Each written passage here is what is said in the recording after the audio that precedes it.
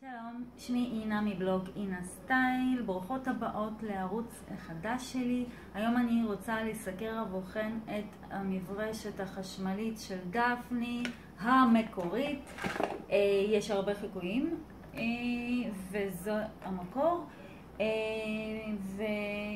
והמברשת בעלת ראש קרמי ונורית חיווי, כאשר אדום דולק זה אומר שזה עדיין לא ניתן להשתמש, וכעבור 60 שניות זה הופך להיות לירוק ואז ניתן להבריש את השיער.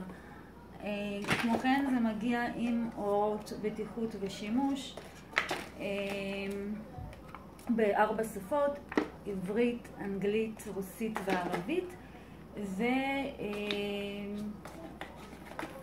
בואו נראה מה יודעת לעשות. טוב, אז נורית הפכה להיות ירוקה, היה צפצוף, ועכשיו אני מתחילה להבריש את השיער. אני מחזיקה את השיער, את הקצוות, ואני מתחילה להבריש.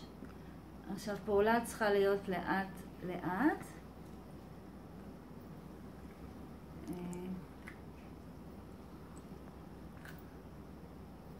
כך זה יוצא.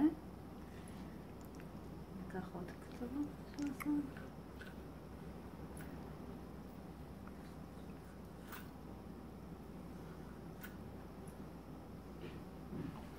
עכשיו אני אנסה להבריש על כל השיער.